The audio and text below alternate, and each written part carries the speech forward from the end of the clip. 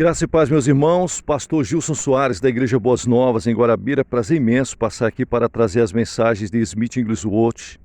Que Deus abençoe você ricamente. Você que está passando pelo nosso canal agora, se inscreva no canal para que você tenha acesso a muitas e muitas preleções de homens de Deus, como John G. Lake, Charles G. Finney e muitos outros. Se inscreva no canal, dê o seu like, diga de onde você está nos acompanhando, ative o sininho para receber mais notificações e você que Deus tem abençoado, abençoe esse canal com qualquer valor que Deus tocar no seu coração, para que a gente possa produzir mais vídeos com a melhor qualidade. Podemos fazer mais, podemos melhorar, mas para isso nós contamos com você. Embaixo, na descrição, tem como você fazer isso através do número da conta e através da chave Pix, com qualquer valor que Deus tocar no seu coração. Veja bem, com qualquer valor. Agradecemos desde já aqueles que têm abençoado e oramos todos os dias por aqueles que são abençoadores da obra de Deus. Que Deus abençoe você. A mensagem de hoje, ela foi pregada no ano de 1922, na Califórnia. E essa mensagem tem como tema Repletos de Deus, que se encontra em Hebreus capítulo 2, o tema da mensagem. Vamos para a pregação então. Para começar, quero que você leia o segundo capítulo de Hebreus. Este, como qualquer outro texto bíblico, é muito importante para nós.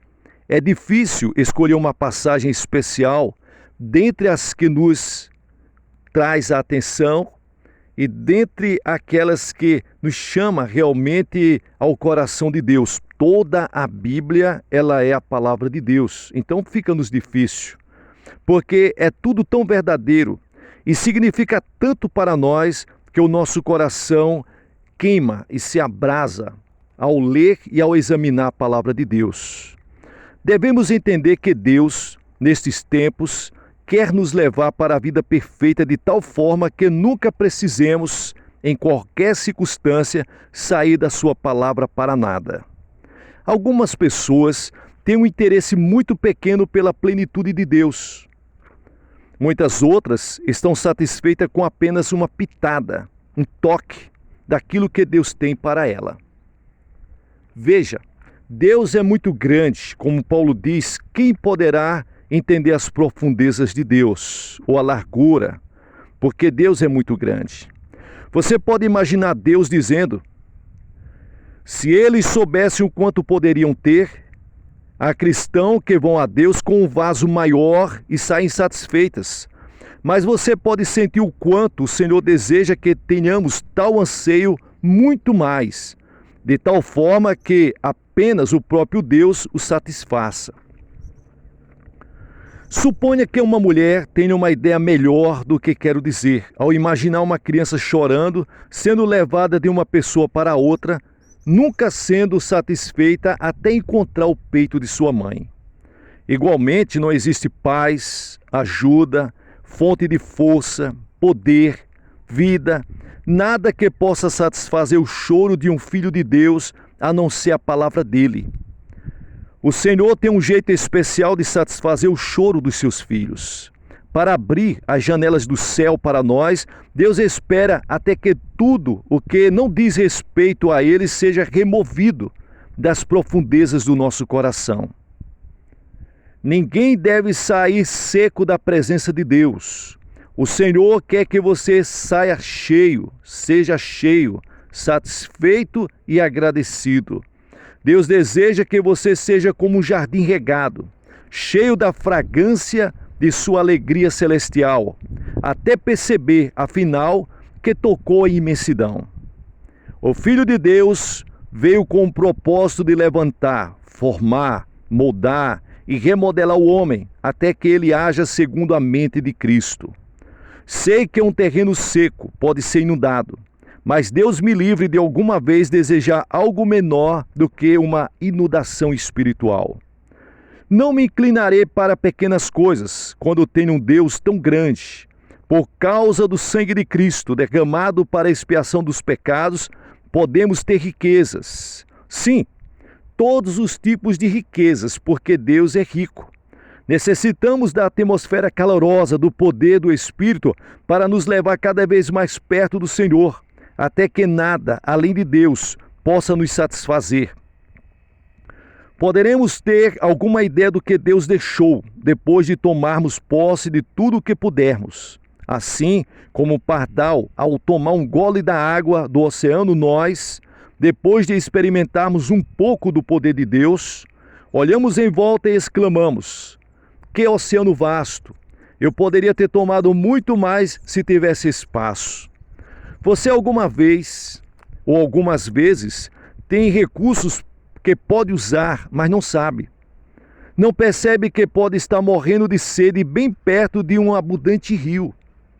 Há uma história de um barco que navegava na embocadura do rio Amazonas. Todos a bordo pensavam que ainda estavam no oceano. Estavam morrendo de sede, alguns quase sucumbindo, quando avistaram uma grande embarcação e perguntaram se eles tinham água que lhe pudesse ser dada para matar a sua sede, explicando que alguns estavam ali morrendo de sede. As pessoas do segundo barco responderam: baixem os baldes, mergulhem seus baldes, vocês estão na foz de um rio. Hoje, existem muitas pessoas que morrem de sede próximo a Jesus, o grande rio da água da vida, porque não mergulham nele e não bebem da água que ele oferece. Querido irmão, você tem a palavra, mas precisa de um espírito desperto. A palavra não é viva até ser movida pelo Espírito de Deus e, no sentido correto, ela se torna espírito e vida quando tocada somente pela mão de Deus. Meus amados, existe uma correnteza que alegra a cidade de Deus. Há uma correnteza de vida que faz tudo se mover, como está escrito em Salmos capítulo 46 e o versículo 4.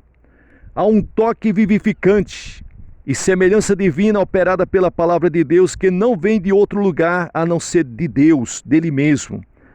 Há uma morte que não leva para a vida e a outra que nos faz semelhantes a Cristo e é cheia da vida eterna. Precisamos abrir nossa mente e entender a necessidade de poder espiritual. Meus amados, não existe fim para os começos de Deus, mas nós devemos estar nele, devemos conhecê-lo. Não é um toque, não é um sopro, é o Deus onipotente, é uma pessoa, é o Santo habitando no templo não construído por mãos. Deus toca e está feito. É o mesmo Deus sobre todos, generoso para com todos os que o invocam. No Pentecostes, Deus derramou abundantemente de seu Espírito na terra. O batismo com o Espírito foi a última coisa a ser dada. Se você tem isso, está vivendo em uma condição fraca e empobrecida, se você tem isso que se chama de egoísmo. Mas se você tem o Espírito Santo na sua vida, você está transbordando de alegria e de paz. Que Deus nos mova para o lugar onde não há medida para a plenitude dele, para que nós venhamos a ser cristãos de verdade e receber o que ele deseja nos dar. Deus exaltou a Jesus Cristo e lhes deu um nome acima de todos os nomes. Você nota que tudo foi colocado abaixo dele. Há cerca de 8 anos, estive em Oklahoma. Naquela época, vi milhares e milhares de pessoas curadas pelo poder de Deus. No ano passado, na Suécia, nos últimos 5 meses do ano, tivemos 7.000 pessoas salvas pelo poder de Deus. Eu digo para você, a maré está subindo. Devemos entrar na onda, porque ela vai levá-lo para cima. A intimidade de Deus é o centro de todas as coisas. Tire os olhos de você, eleve-os para o alto e contemple o Senhor, porque Ele é a força eterna. Se você for um médico, quanto mais lhes contar sobre o seu caso, mas ele saberá e poderá ajudá-lo. No entanto, se você for ao Dr. Jesus, deverá saber que ele já sabe tudo ao seu respeito, desde o princípio, e jamais lhes dará o remédio errado. Fui visitar uma pessoa hoje. Alguém explicou que ela foi envenenada por um médico que lhe receitou um remédio errado. Mas ao contrário desse médico, quando Jesus envia o seu poder da cura, traz a saúde, graça e restaura o corpo do homem, a alma e o espírito, e não há nada o que temer. A única coisa errada talvez seja a sua noção equivocada sobre o poder da redenção. Nós precisamos entender e lidar com as enfermidades e saber que todas elas têm sua origem satânica. Jesus foi ferido também para experimentar o que sentimos quando sofremos. Você lê isso em Hebreus capítulo 4, versículo 15. Ele se permitiu a dor física e ter o seu corpo pendurado em uma cruz, a fim de destruir aquele que tinha o poder da morte, a saber, o diabo, e livrar aqueles que, por causa do medo da morte, estiveram a vida toda presas ao pecado. Quase todas as doenças que você herda têm origem satânica e devem ser expulsas em o nome de Jesus. Sim, porque foi lá no Éden, quando o homem caiu e foi expulso daquele local do paraíso, que entrou as doenças no mundo. Então Satanás, ele tem em si algo que ele fez, algo que ele projetou, induzindo o homem ao pecado, e por isso entrou a doença no mundo. Não ouça o que o Satanás diz para você, porque o diabo é mentiroso desde o princípio. João capítulo 8, versículo 44. Se as pessoas apenas ouvissem a verdade, dita somente por Deus, o que está escrito na Bíblia, descobririam que podem obter vitória sobre o diabo e sobre suas forças satânicas. Entenderiam que todo espírito maligno foi subjugado.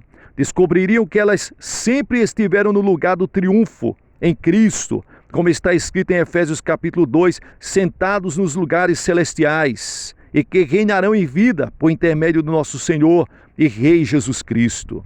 Nunca vive em um lugar inferior para aquele para o qual Deus o chamou. Ele o convidou para viver com ele. O Senhor projetou que tudo na terra deve estar sujeito ao homem. Por intermédio de Cristo, Deus deu poder ao ser humano para combater todo o poder do inimigo. O Senhor realizou a sua redenção eterna. Certo dia, na Suíça, eu encerrava uma reunião, tínhamos terminado e ministrado cura a todos os doentes. Quando saímos para ver algumas pessoas, 2 meninos foram até nós e disseram que havia um cego presente na reunião da tarde. Ele tinha ouvido todas as palavras do pregador, mas disse que estava surpreso, porque não haviam orado por ele. Eles continuaram dizendo que o cego tinha ouvido tanto que não queria ir embora até que pudesse enxergar. E eu disse: isto é positivamente singular. Deus fará algo hoje por aquele homem. Fomos ao lugar onde ele estava. O cego disse que nunca tinha enxergado, nascera cego, mas por causa da palavra pregada naquela tarde, ele não iria para casa sem ter a visão restaurada. Se há momentos em que fico feliz, é quando tenho uma porção de gente que não fica satisfeita até conseguir o que espera. Assim, com grande alegria, eu ungi aquele homem, impus as mãos sobre seus olhos e então imediatamente Deus os abriu. Foi muito estranho como ele agiu. Havia algumas lâmpadas elétricas. Primeiro ele as contou, então nos contou. Que êxtase sentiu aquele homem por causa da sua vista restaurada. Fez-nos ver a vontade de Deus na vida das pessoas, e aquilo nos fez chorar, dançar e gritar. Ele puxou o seu relógio e confessou que durante anos tinha sentido os relevos do relógio, mas nunca viu sequer a hora. Mas agora podia ver e informar a hora. Então, olhando como se tivesse acordado de um longo sono ou de uma coisa estranha que aconteceu, ele despertou para o fato de que nunca tinha visto o rosto de seu pai e sua mãe. Foi até a porta e saiu correndo. À noite o caso dele foi bastante comentado na reunião. Todas as pessoas o conheciam como homem cego. E eu tive de lhes dar um longo tempo para falar sobre a vista nova que Deus lhes dera. Meus amados, eu me pergunto, o quanto você quer levar hoje? Você não poderia carregar tudo se fosse material, mas há algo sobre a graça, o poder e as bênçãos de Deus que faz com que possam ser levados, não importa o quanto sejam grandes. Que Salvador nós temos? Em que lugar estamos pela graça? Que Ele venha ter comunhão conosco, pois está desejoso de dizer a todos os corações: tem paz, aquieta-te, e a todo fraco Ele diz: sê forte. Você irá até a metade do caminho ou até o final. Não seja enganado pelo adversário, antes creia em Deus. Creia em Deus, crê em tudo que está escrito na Bíblia Sagrada.